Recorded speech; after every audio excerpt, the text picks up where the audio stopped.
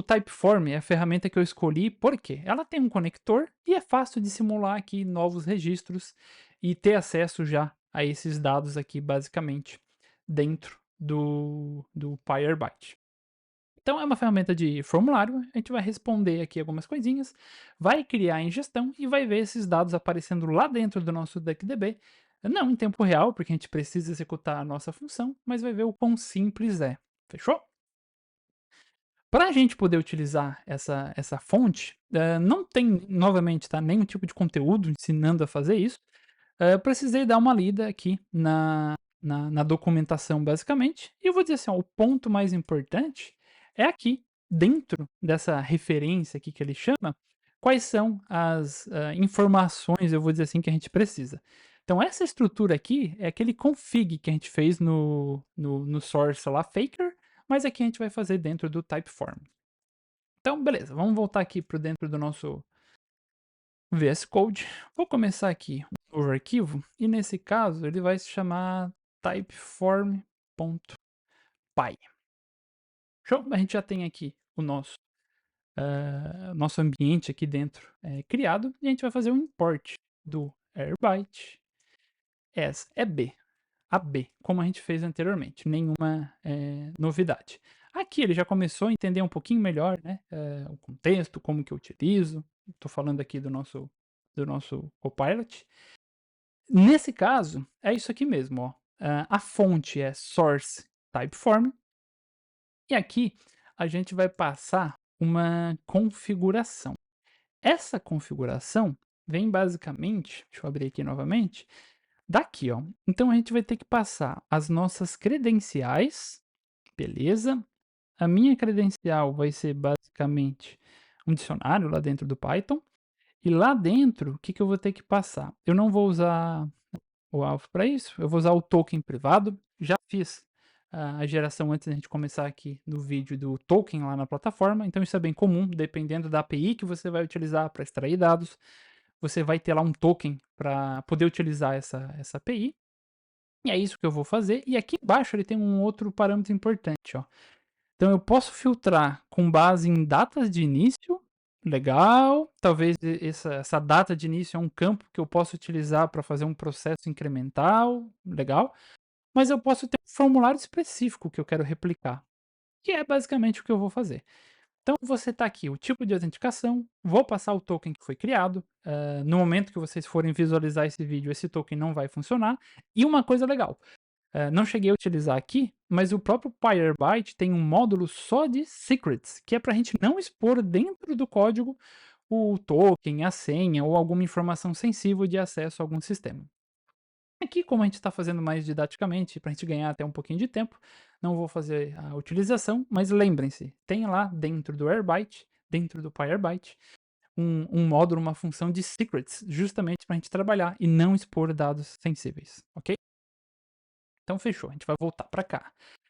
Então, vamos dar uma olhadinha. Primeira propriedade que ele pede, né? Então, são as nossas credentials. Fechou? Essas nossas credentials, vamos dar uma olhadinha aqui o que ela precisa. Ela precisa do Access Token e do Auth Type. Beleza. Então, vamos copiar aqui, vamos voltar para cá. Nesse caso, o método que eu vou utilizar para fazer a autenticação é o Access Token. Então, vou fazer a cópia aqui.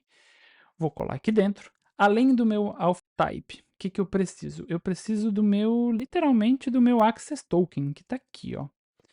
Então, access token. Vou pegar esse token aqui, como eu falei, eu já tinha ele gerado. Vou copiar ele aqui. Fechou. E, além das credenciais de acesso, que eu acho que é só o que eu preciso configurar aqui nesse nível, fechou? O que que eu posso passar ali então, né, dentro desse meu config? Nível 1, credentials, start date e form ID. O meu ID do meu usuário, basicamente. Um código que identifica qual formulário que eu tenho lá dentro que eu vou utilizar. Então, nesse contexto, legal. Vou copiar ele. Vou vir para cá. Vou colar o meu form ID.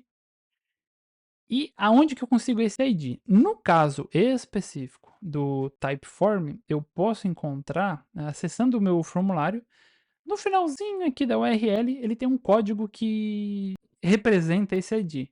Mateus, como que eu sei disso? Cara, lendo documentação. Também não sabia até o momento de fazer basicamente esse vídeo aqui.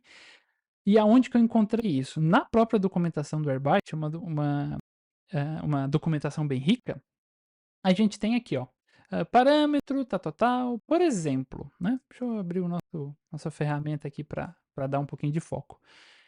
Se essa aqui é a URL lá, né, do nosso formulário, o ID é esse carinha aqui no fim, ó.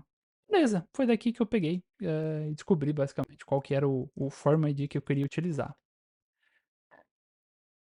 A nível de configuração, eu acho que é isso. A gente setou credenciais, tipo de autenticação, a gente informa aqui qual o token e também qual o formulário que eu vou extrair os meus dados. Agora, a gente vai fazer aquela etapa que a gente já fez anteriormente, que é o Typeform Check. Show? Aqui embaixo vou chamar meu Python 2. Underline typeform.py.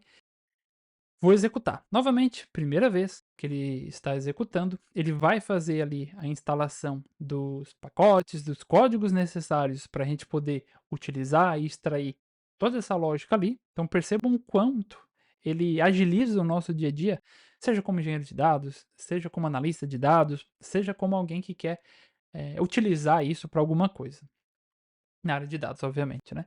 Então conexão, ela foi, realizada ali com sucesso, então acho que a gente pode utilizar aqui. Para isso, novamente, a gente tem aquela questão, pessoal, das strings. Quais são as strings? Quais são as tabelas? Quais são as fontes que a gente consegue utilizar?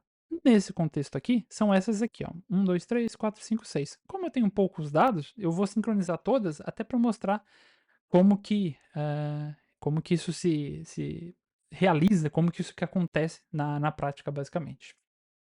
Então a gente fez o check, a gente vai buscar todas as fontes e por último a gente tem que fazer o nosso read. Agora o nosso Copilot aqui tem um pouquinho mais de contexto, ele está até dando algumas sugestões aqui que são, corretas, eu vou dizer assim, pra gente. Então eu vou salvar, vou voltar aqui no terminal e vou expandir ele um pouquinho para a gente verificar aqui o que que vai acontecer.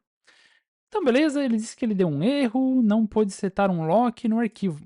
Legal. O que que aconteceu? Eu abri aqui o DuckDB e eu estava com a conexão aberta. Então, eu vou vir aqui, vou fechar, vou voltar para cá. A gente vai abrir aqui o nosso terminal e agora a gente vai executar novamente esse processo e ele vai gerar para a gente lá um novo arquivo dentro do nosso DuckDB.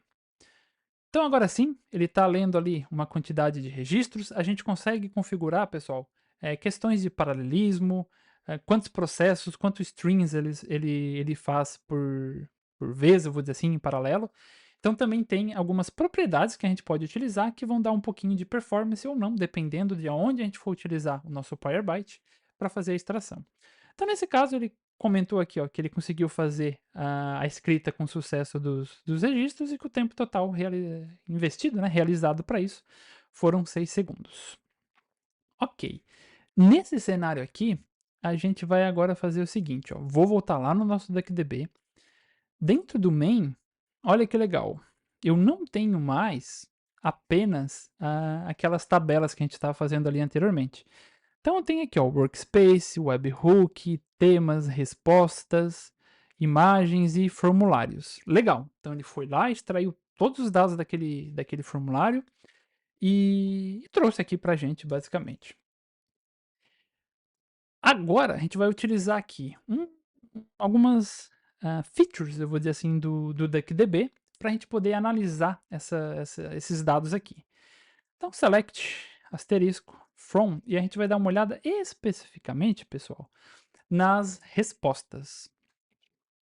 Nesse momento aqui que a gente fala, o nosso formulário tem basicamente 3 respostas, que são testes que eu estava fazendo anteriormente. Então tá aqui, ó. E percebam que aqui eu tenho um array de JSON, aqui eu tenho um JSON basicamente, e aqui eu tenho informações. Então tem algumas coisas aqui que já estão no formato que eu quero. Então eu tenho string, eu tenho basicamente datas aqui também que eu posso utilizar. tokens, etc e tal.